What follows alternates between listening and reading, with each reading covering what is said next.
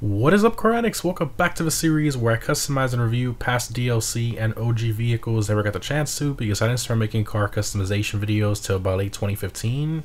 Again guys, let me know in the comments what car from late 2015 and older you want to see me customize next, and I'll display the most liked vehicle suggestion comment in the next customization video. So in today's video, we're going to be customizing the Zirconium Stratum.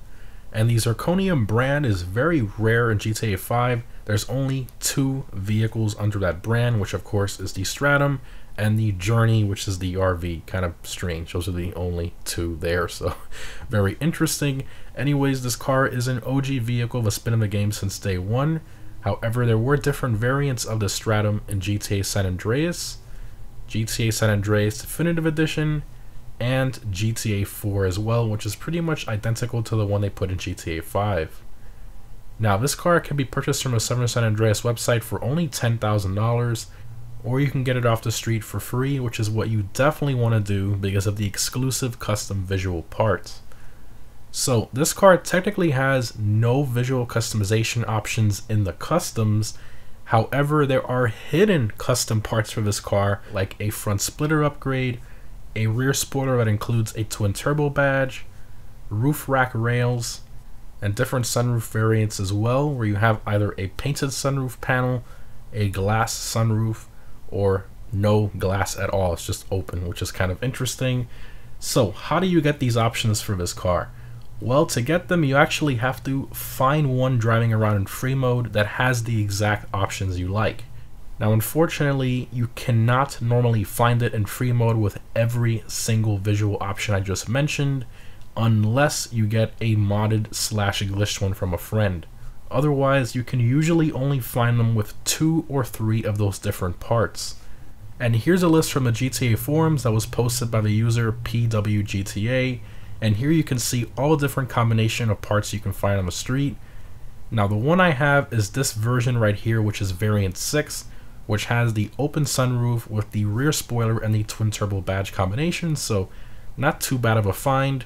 But what most people want is the rear spoiler with the front splitter combination, which unfortunately is impossible to get unless, again, you get a modded or glitched one off a friend. And speaking of that, here you can see the glitched one that my friend Edub has, which has every single custom visual part on it, including the front splitter, a painted sunroof cover, roof rack rails, and the rear spoiler as well with the twin turbo badge, which again, this is impossible to get unless you get a glitched or modded one from someone else. But anyways, in terms of performance, this car is in the sedans class and really isn't all that fast or handle that well either. It's around 20th place for track performance and top speed, around the pace of the Acia and the Premier, which are pretty normal cars. So not that great of a car performance wise, but I still think it's a very special car because of its styling and its exclusive visual parts as well. But anyways, in terms of what the Stratum is based on, this one is pretty interesting as it's based on about 5 different cars using many different lights, bumpers, hood, etc. So overall, I think Rockstar was trying to make this car at least appear to be based on the Nissan Stagea, with a custom front end of a Skyline, which is not uncommon. A lot of people in the JDM community do this, and it looks very, very cool. But overall, it's not that simple on the Stratum specifically. Again, it is Rockstar after all. So let's start with the main design that pretty much goes from the front doors to the quarter panels, and that's primarily based on the 5th generation Honda Accord station wagon. Now, let's move to the hood, fenders, and front end, which is heavily based on the R31 Nissan Skyline with the headlights of the R32. And we're not done yet. We move to the back of the car now. It's a mix between the 1st generation Subaru Impreza station wagon and the 1st generation Isuzu Impulse. So there you go, a bit of a mouthful. This car is a bit of a Frankenstein if I'm being honest, but I think the design overall really flows well together, making it a very unique car and something that I think everyone should have in their garage. But anyways, let's go ahead and check out the customization, or should I say internal customization, of the Zirconium Stratum. What'd she need then? Alright, Stratum. the station wagon with some sedans class. Alright, we got armor, brakes, engine, typical stuff here. Lights, I'll throw some xenons on there, why not? Plate, I do have my JDM plate on there, even though this car is a complete mismatch. A bunch of different cars, but I think it still kind of works, so we're gonna keep that. Actually, you know what, let's give it a black background. There we go. Respray. So for this I was thinking like a dark blue, but I don't know, at the same rate this thing looks amazing. Let's go matte black and then we go boom crew black. This thing looks phenomenal in black. Like, it really does look good in this color. I just love the way everything blends together, especially with dark tints and some nicer wheels. I mean, it just looks so good in this color. So yeah, we're gonna go ahead and put the black on here. I think it looks great. There's no secondary color. Crimlum goes on the hood for this car. Suspension, definitely want to lower it all the way. Transmission, turbo, wheels. So for these we're gonna go to the street category, and we're gonna go here to the Endo V4 dished. Love these. I think these look phenomenal on this car. The version 3 also look pretty good, but they're too small for my taste. They kind of like the size of like one of the tuner wheels, so I think these just look a lot better.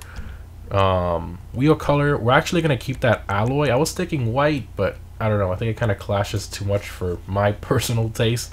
Or maybe like a bronze would look pretty cool as well, like a dark copper, but actually it looks pretty decent.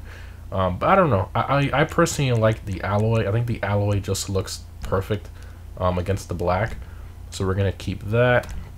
Windows, boom, limo. I mean, this thing looks so cool with the black paint, the dark tints. I mean, wow, absolutely love it. Gonna keep that there, and that's all the options. So, you know, nothing too crazy.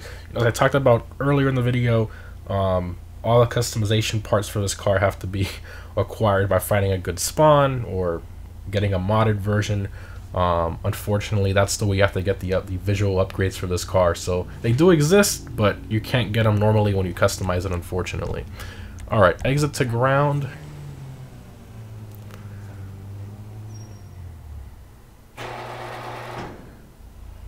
Alright, let's give it a little rev. Not bad. Got a little blow-off valve sound too. Very cool. Interior has the interior from the Coquette, the regular one. Okay, not too terrible. That open sunroof is hilarious. All right, let's floor it here. No wheel spin at all. Takes a bit to get going, you know, but once it does start get going, it moves pretty well. Yeah, I mean, it moves pretty decently. I wouldn't say it's a fast car. Oh, around that truck. There we go. Handling is, well, you know, it drives like a sedan. I mean, this is a car, you know, you have more for like car meets and stuff like that, and if you have, you know, the rare parts on it, it makes it a little bit cooler. But I definitely think it's one of the coolest station wagons in the game for sure. Especially when you put a nice set of wheels on it, and you have all the different parts. I mean, it just looks really cool. Absolutely love these cars. I've had mine forever. I mean, a very long time. My version I talked about earlier, it's the one with the rear spoiler and the turbo badges and the no sunroof where it's just open. So yeah, if you find a good version, or if you just want to go the easy route and, you know, get a modded / glitched one off a friend, you could do that too. But this one doesn't look too bad. Alright, let's open everything up here. Vehicle doors. Let's do all. Not bad. Pretty decent engine model. With turbo, cold air intake. It looks good. Not bad. I mean, considering it's an OG car, at least they put some effort. This doesn't look that bad for an OG vehicle. Interior, you know, from the Coquette, it's okay. The back seats, you know, it's okay. At least the door panel has some detail on it, unlike other cars we've gotten lately. Even in recent DLC for Rockstar, they reused one of those old SUV interiors, and they literally put zero effort into the rear door panels. At least this one has something. Hatch opens up very nicely. Not too bad, and the texture quality isn't too terrible back here. Even the inside of it. Not bad at all. I think it's a great car, especially, you know, you find it on the street for free or you get a glitched one or whatever. This is definitely one you should have in your garage. I think it's just a very, very cool car. And it has like the subtle wide body as well, which you can see there. I really hope maybe one day we get like, imagine a Benny's version of this thing, like Elegy Retro Custom, but so Wagon, like a Benny's version. That'd be so cool. I would love that. But for now, this is what we got. And I still think it's a cool vehicle overall. Anyways, guys, hope you enjoyed. Remember to let me know down below in the comments what car from late 2015 out old do you want to see me customize next that I haven't done yet. Thanks for watching, guys, and I'll see you in the next one.